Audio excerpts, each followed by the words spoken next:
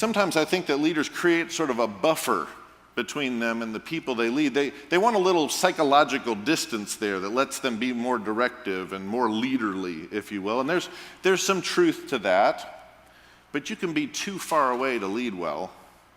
4U leaders know that at the heart of every great leadership interaction is a real relationship. A real relationship.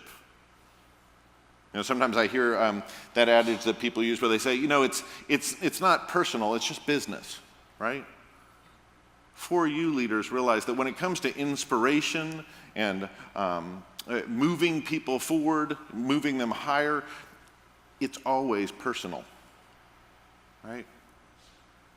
So to be a 4U leader, you want to relate more to the people that you lead. That's because influence is a tricky thing. There's sort of a reciprocity to influence.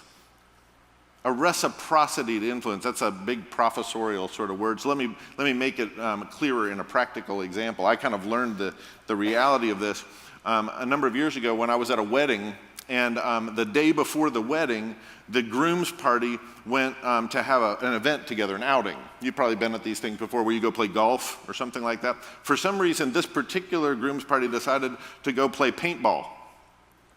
Okay? Have you played paintball? Okay. Play paintball is sort of an odd way to put this, right?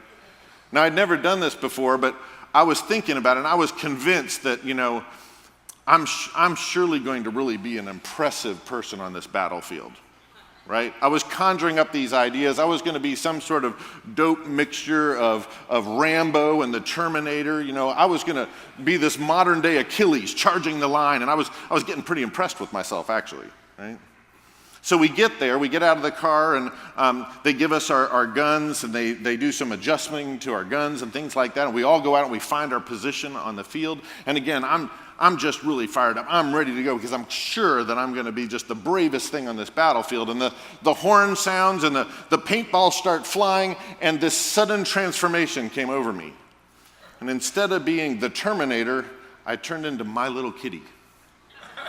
Mm-hmm.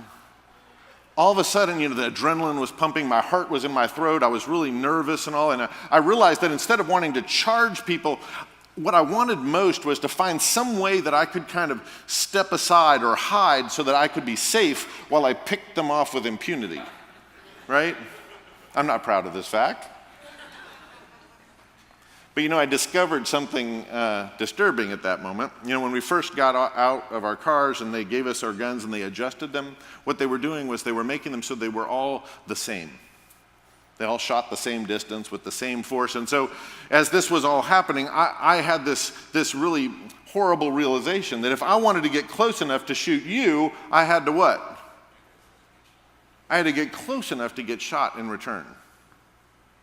I tried all kinds of things, and I just couldn't break that relationship. If I wanted to get close enough to have some impact on this other person, there was no way I could do it without risking the impact on me in return. And this is where I'm going with this idea of the reciprocity of influence. You know, if you're a leader that wants to affect your people, you want to have an impact, you want to influence them in profound ways, you can't do that unless you get close enough to them to be influenced in return. So many of us want to have a great impact and be a great leader in our impact, our effect on our teams, but we're trying to stay separate and safe ourselves.